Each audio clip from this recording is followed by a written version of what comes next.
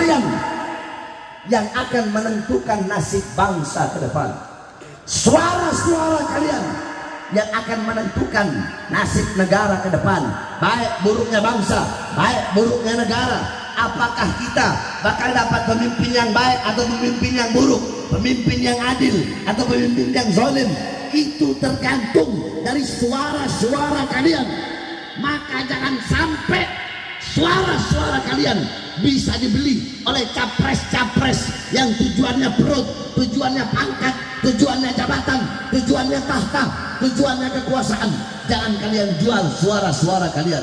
Saudara-saudara sekalian yang dimuliakan oleh Allah Subhanahu wa taala, Nabi Adam alaihissalam beliau pernah berkata, "Idza aradtum an fi'la syai'in faqaddimu thalathata asya' fa ihda min thalatha istashirul akhyar." Nabi Adam berkata, "Wahai manusia, wahai anak cucuku, kalau kalian mau melakukan hal apapun, perbuatan apapun, pilihan apapun, hendaknya dahulukan 3 perkara. Salah satunya musyawarah dengan ulama, musyawarah dengan orang soleh, minta pendapat ulama, minta nasihat ulama, minta pandangannya ulama." Jadi dalam hal apapun, mau memilih apapun, melakukan apapun, kita harus minta pendapat ulama. Jawab, minta pendapat ulama, minta nasihat ulama, minta pandangan ulama. Makanya saya tanya semua masyarakat Tasik yang hadir di sini, ataupun yang dari Ciamis, yang dari Garut, yang datang di sini semuanya, saya tanya, tahun 2024 siap ikut komando ulama? Siap ikut komando ulama? Dalam memilih pemimpin, dalam memilih capres, siap ikut komando ulama? Siap ikut komando imam besar? Siap memenangkan siapapun, siap memenangkan calon capres yang dipilih dalam hasil ijtima ulama? Siap memenangkan, siap memilih, siap memenangkan. Allahu Akbar. Tapi yang saya maksudkan ulama di sini ulama yang lurus, ulama yang istiqomah. Jangan ikuti ulama-ulama anjing.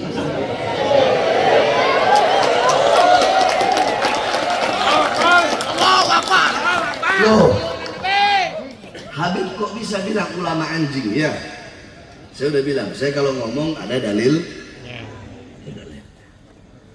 Saudara-saudara,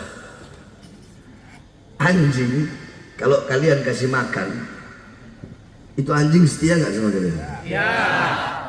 Itu anjing tahu nggak kalian majikannya? Tahu.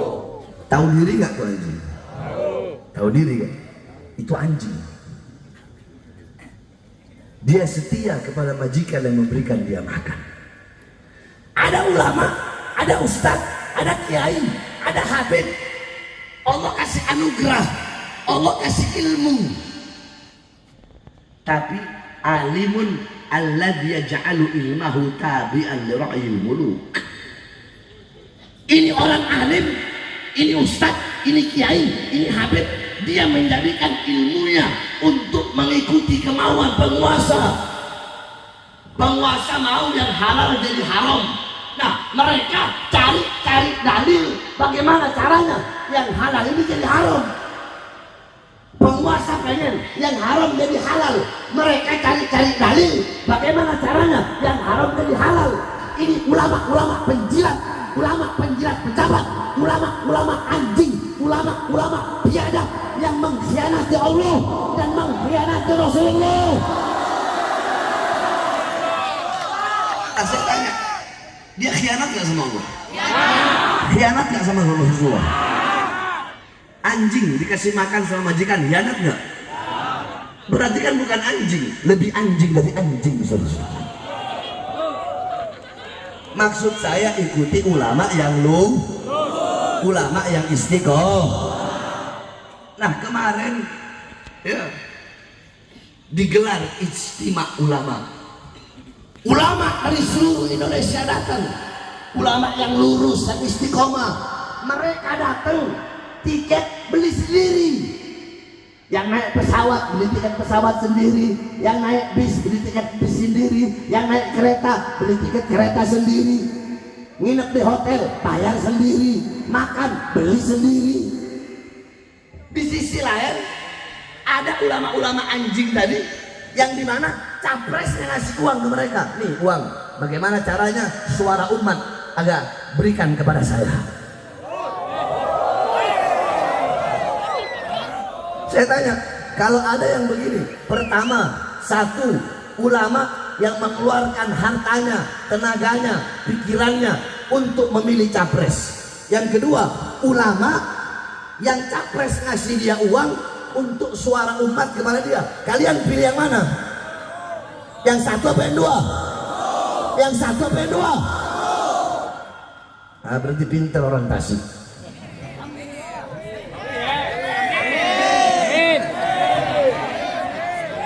Nah, saudara-saudara sekalian yang dimuliakan oleh Allah, dalam istimewa ulama kemarin ada namanya ahlul halli wal adli. Panjang kalau saya mau jelasin.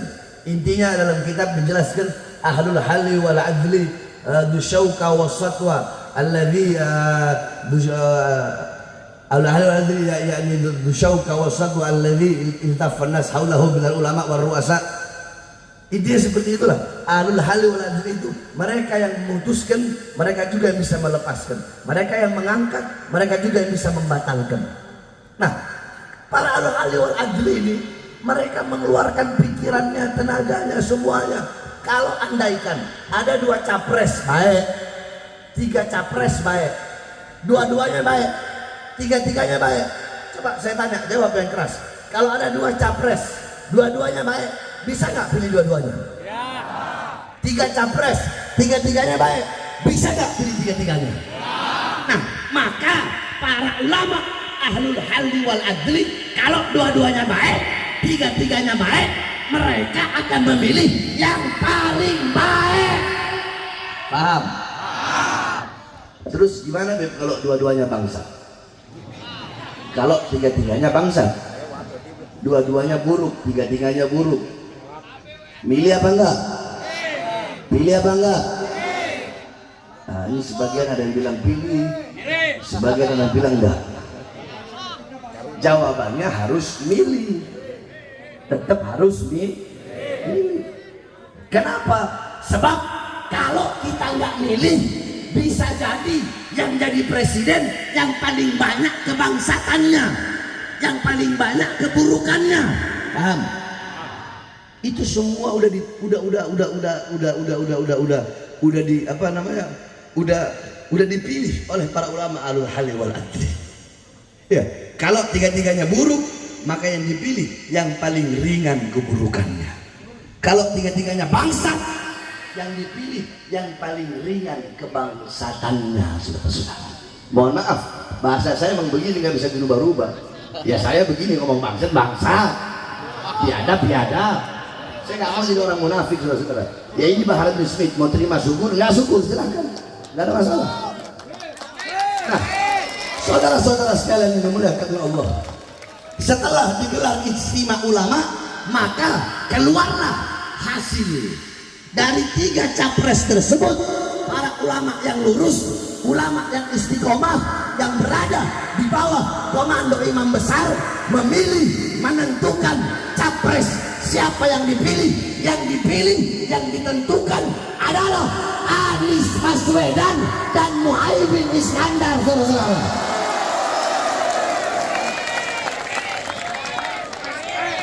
Dulu bentar, jangan seneng dulu kalian, jangan seneng dulu, bertepuk tangan aja. Saudara-saudara, saya dari 6 bulan yang lalu itu saya sudah keliling Indonesia. Untuk apa? Saya keliling Indonesia, Kalimantan, Sumatera, Jawa Barat, Banten, DKI, Jawa Tengah, Jawa Timur, Sulawesi, Lombok, NTB, Bima, Sate, sana saya keliling semua. Dari 6 bulan yang lalu. Kalau sama bulan sekarang berarti 7 bulan. Untuk apa saya keliling? Saya keliling, ijtima ulama belum digelar 6 bulan lalu. Untuk apa? Untuk menyerukan kepada umat, menyampaikan kepada umat, rakyat dan masyarakat untuk memilih capres yang dipilih dalam hasil ijtima ulama. Nah, sekarang kan kalian sudah tahu siapa capresnya. Setelah kami hitung selama 6 bulan saya keliling itu, total jumlah suara 7.800.000 saudara-saudara. Ya kalian bayangin aja, saya kalau ceramah satu malam itu paling sedikit 4 tempat. Kalau malam Sabtu, malam Minggu, malam Senin itu bisa 7, 8, 9 bahkan 10 tempat. Kalau satu tempat yang hadir 10.000 kali berapa? Nah, intinya ya, ngomong pahitnya 7.800.000 suara yang saya hadiahkan untuk capres pilihan hasil ijtima ulama, itu Anies dan Muhaimin. Akan tetapi perlu saya ingatkan, hei Anies Baswedan, hei Muhaimin Iskandar, saya Baharudin Smith akan keliling Indonesia. Saya akan serukan umat, akan ajak umat untuk pilih kalian berdua. Tenaga, sekuat tenaga, keringat saya tumpahkan, kalau perlu darah saya tumpahkan, harta saya keluarkan untuk memilih kalian, menyerukan umat agar kalian jadi presiden. Tetapi kalau nanti kalian jadi presiden dan wakil presiden, terus kalian khianati rakyat, khianati bangsa, khianati umat, khianati ulama, maka saya juga orang pertama yang akan melawan kalian dari kursi kepresidenan. Allahu Akbar, Allahu Akbar. Saya tanya, kalau gini adil nggak?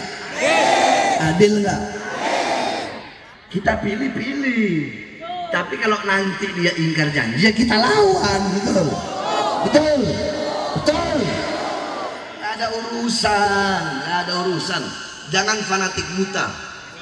Fanatik buta itu pinter ngomong tapi tutup mata, tutup telinga. Sebab kenapa? Sebab sekarang ini pejabat-pejabat sekarang mau capres, mau calon anggota dewan, mau calon presiden, calon gubernur, calon wali kota, bupati dan segala macam, mereka butuh sama rakyat kalau ada maunya doang. Butuh sama rakyat kalau mau pemilu, mau pemilihan, butuh sama rakyat.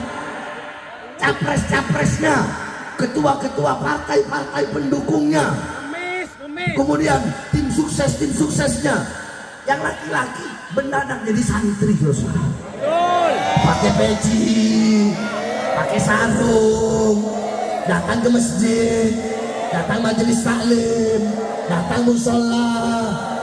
Ada yang jadi bintang iklan wudhu, ada nggak? Ada nggak? Yang perempuan-perempuannya, istri-istrinya, istri tim suksesnya, istri-istri ketua partainya pakai jilbab, mak banteng pakai jilbab, betul?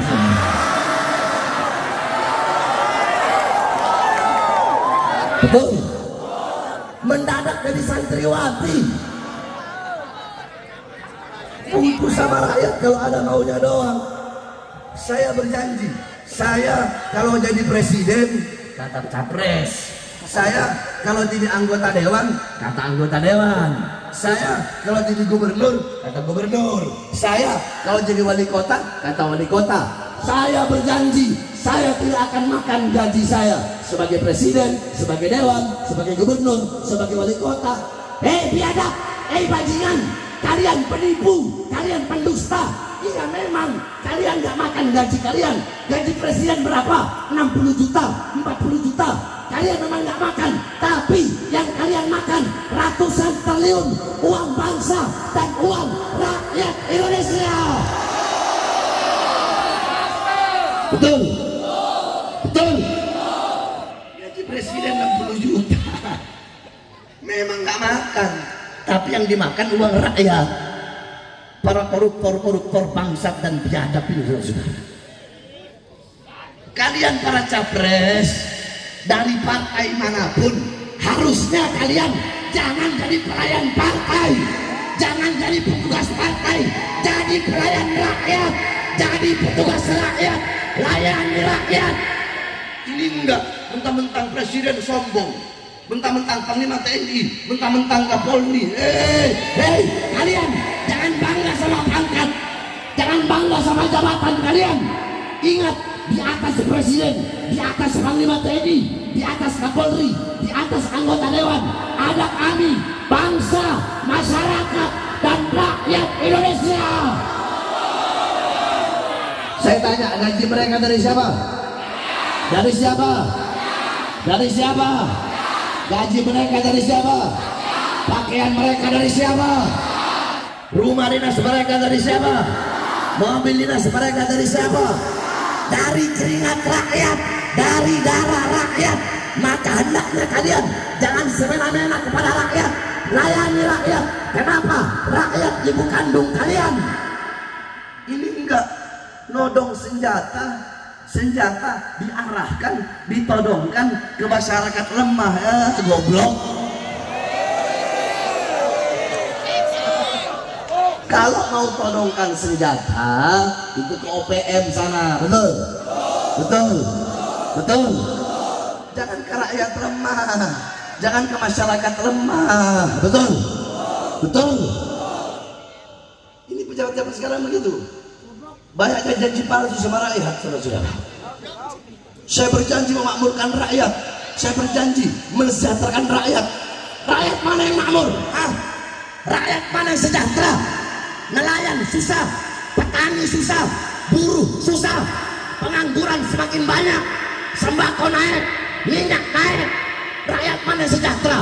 Yang sejahtera investor-investor Cina, perusahaan-perusahaan asing.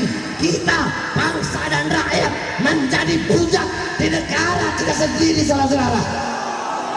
Betul, betul. Pahlawan zaman dulu itu ngusir penjajah. Pahlawan zaman dulu ngapain? Ngusir penjajah. Pejabat-pejabat sekarang mereka bukan mengusir penjajah, mereka undang penjajah gaya baru, dipakein kalung. Itu penjajah-penjajah merampok kekayaan alam Indonesia. Makanya saya tanya, di saliman seperti ini lawan apa biarkan? Yang keras lawan apa biarkan? Ketidakadilan lawan apa biarkan?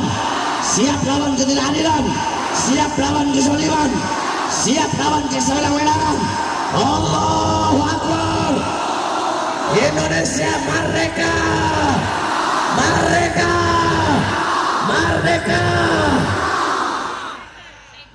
Makanya saudara-saudara, saya tanya, apakah pernah Habib Rizik mengkhianati umat? Apakah pernah imam besar Habib Rizik meninggalkan umat? Pernah saya meninggalkan umat?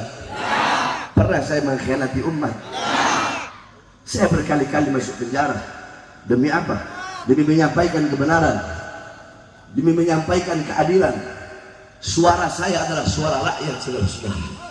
Saya sampai dibawa ke Nusa Kambangan, diborgol tangan saya, perut saya, kaki saya. Demi siapa? Demi rakyat. Siapa yang saya bela? Yang saya bela rakyat kecil, rakyat susah, rakyat yang menderita. Makanya saya sudah nggak peduli sekarang ini. Sekarang saya nggak peduli. Mau saya di penjara kek, mau ditembak kek, mau diracun kek, mau dibunuh kek, terserah.